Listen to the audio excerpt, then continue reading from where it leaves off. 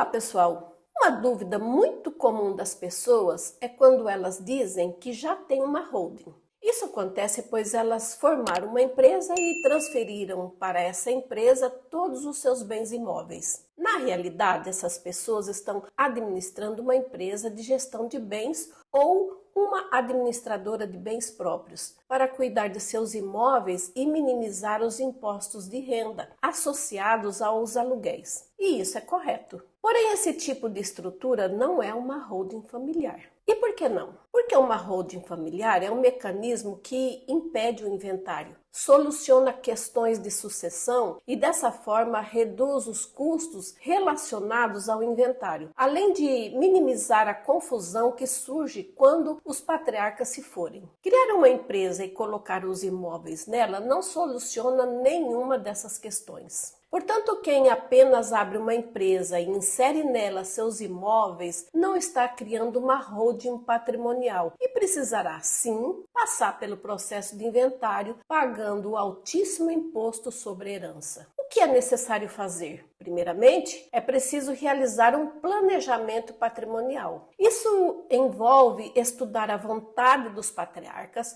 fazendo um levantamento do que eles desejam e do que pode gerar problemas durante o inventário, que é um processo caro e cheio de surpresas e burocracia. O primeiro passo é coletar informações e desenhar a estrutura do que precisa ser desenvolvido. Assim, como é necessário um projeto para construir uma casa, no caso da holding familiar, também é essencial um planejamento para evitar problemas futuros. E tem outros problemas com empresas criadas apenas para abrigarem os bens imóveis, porque existem contadores que abrem essas empresas, colocam lá o patrimônio e não levam ao registro de imóveis para efetuar a transferência desses bens. E por que não fazem isso? Porque em uma administradora de bens, os municípios cobram imposto sobre a transmissão de bens, cuja alíquota varia de acordo com o município. Sem o registro no cartório, os imóveis continuam no nome da pessoa física, pois a lei determina que os imóveis só serão transmitidos após o registro. É aí que essas empresas se diferenciam da holding familiar, já que a holding não é apenas uma empresa, mas um sistema, e na criação desse sistema há diversas opções que permitem se libertar do pagamento do ITBI. E quando se trata da transmissão de bens após o falecimento dos patriarcas, incide sobre esse evento o imposto sobre herança. Esse imposto torna o processo de inventário muito oneroso, mas no modelo de holding, a redução desse tributo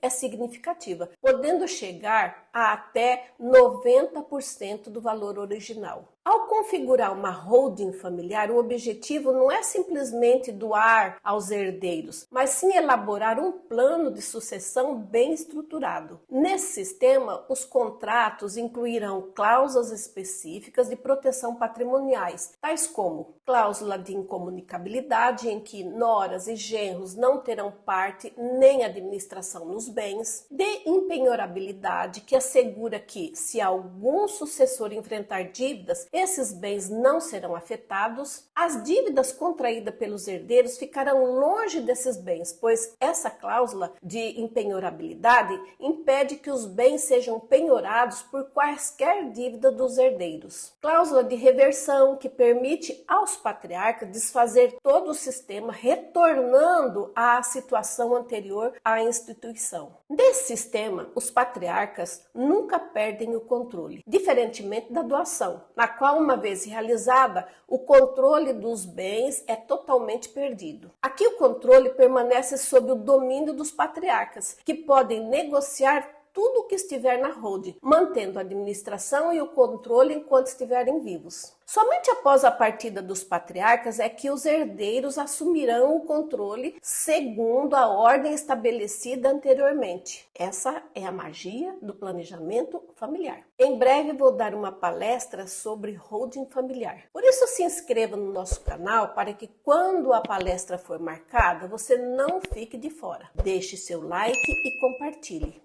E até a próxima!